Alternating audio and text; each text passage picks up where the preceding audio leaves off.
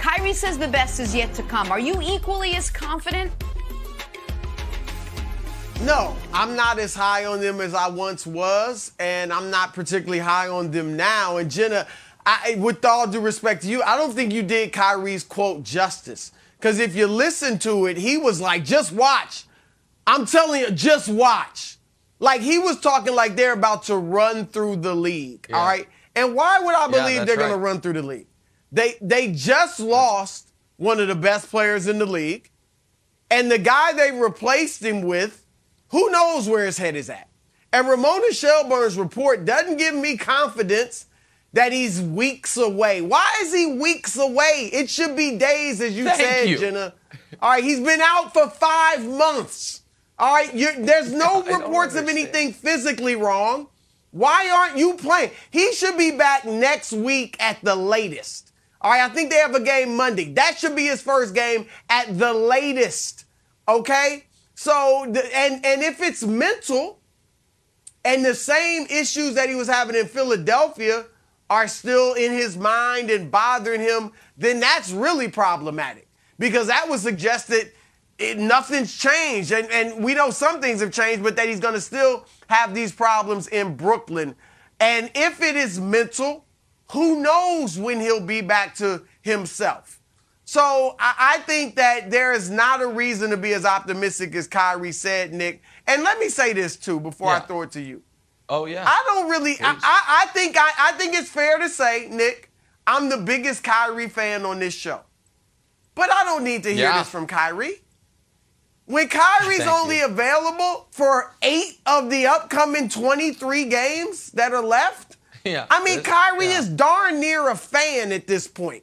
If he had just gotten vaccinated or if New York had changed the law, I would be like, okay, I'm with that. I like Kyrie coming out saying it with bass. But no, you can only play 8 games, dude. Like, he could average 30 and 10, Nick, lead him to an 8-0 record, and they still would be 500, could be 500 to finish the season. So I don't need to hear this from Kyrie, especially when they're 4-10 in the 14 games he's played.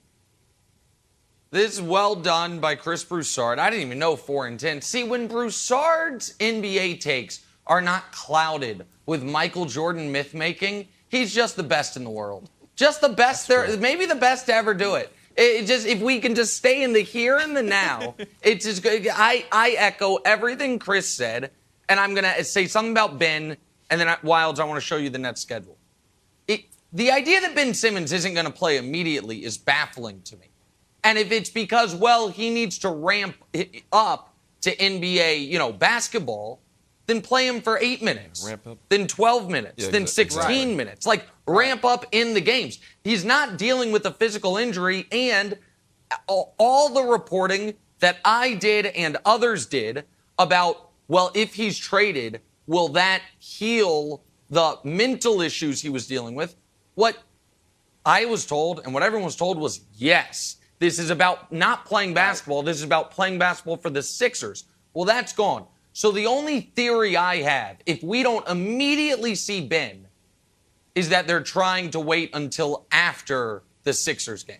That the weeks, he's going to be weeks, and it's after the Sixers game. So let me show you their schedule, Wilds, from now until the Sixers game, because it's brutal. The easiest game is the Hornets, who are fighting to make the play-in. They should be better than they actually are. They don't have a walkover in there, which is why, Wilds, I don't share Kyrie's confidence in the Nets. Their best case scenario is they get up to the 6th line. You get to the 6th line, what's your path to the finals? The Heat in round 1, and then round 2 and 3, if you were to get there against Milwaukee and Philly or Philly and Milwaukee, they are going to be on the road against an elite opponent every round of the playoffs. So, no, I don't share his optimism, and the Ben Simmons stuff is vexing, let's call it that, to say the least. Okay, so let's just dig into your theory that he might be trying to miss that March 10th game. I wouldn't have an issue if he wanted to miss that game. I would like to have him go and treat the Sixers like Jimmy Butler treated the Timberwolves starters, where he just said, you know what, you need me, and lay waste to the entire franchise. He ain't that dude. That is the I know, but that's No what shot. I want. But I also wouldn't have an issue if, you know what? I know I said I wanted to be ready. I changed my mind. I decided I don't want to go there. I've got some bad memories there. I don't think I can get my head right. But I'm going to play these games and skip that game. Nick, would you have an issue for that? I would be fine with That's it. better. I think that is the... Listen, I wouldn't be fine with it. Sorry. I wouldn't endorse that. But I think to me, there's like three options. One is play as soon as possible and just play a full schedule. That's option A. Option B is play as soon as possible, skip the Sixers game, but other than that, play a full schedule the rest of the way. Option C is come back after the Sixers game. I would rank them as far as best to worst in that exact order. I would think it'd be better to just skip the Sixers game but play leading up to it. But the best option is just play. He's got to play. Like, I don't, this idea that he's not ready to play yet is perplexing to me. Well, I don't think it's perplexing. I think it's sad that we're watching a guy who's afraid. He was afraid in Philadelphia, and he's afraid now. And I think, Nick, you hit it on the head. He is waiting for after the Sixers game. It's as simple as that. And from your options, I think A would be best. Come back and play. Heck, you should be playing Thursday. I think their first game is Thursday. Yeah. All right.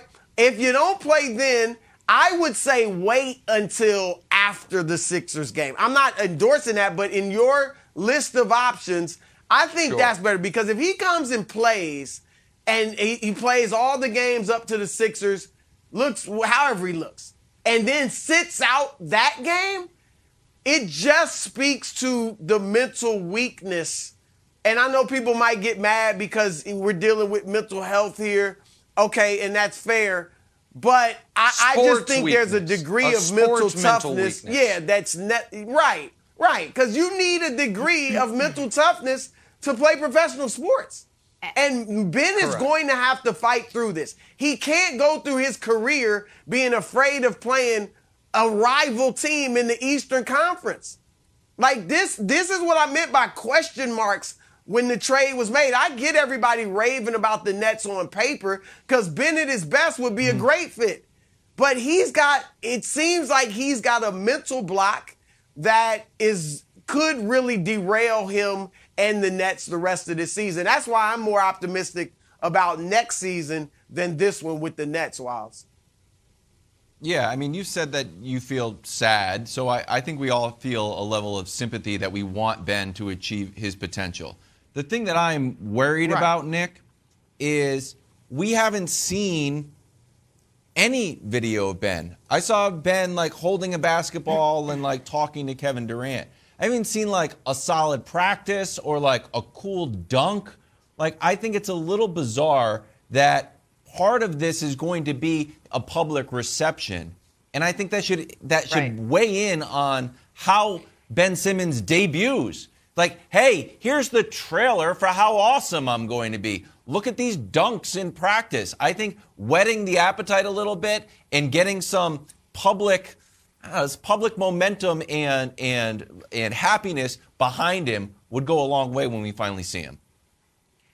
But you know how it goes when you have a fear of something. The longer you wait to re-engage, the harder it is to re-engage. And the longer he waits, right? You said this, Broussard, the longer he sits in his head and he thinks about all the options and all the possibilities, and it becomes a block, a physical and a mental block. And we've seen that before. So, by the way, and Nets Jenna, start back up. You said it Thursday night. They face the Celtics. Yeah, what's up, Nick? Jenna, to that point, just quickly, if you don't play in Philly, there's a good chance if the Nets get out of round one, you're going to have to play a whole series against them, against the Sixers. Exactly. I think it'd be way better to get over it in the regular season than have the first time be in the postseason, Jenna.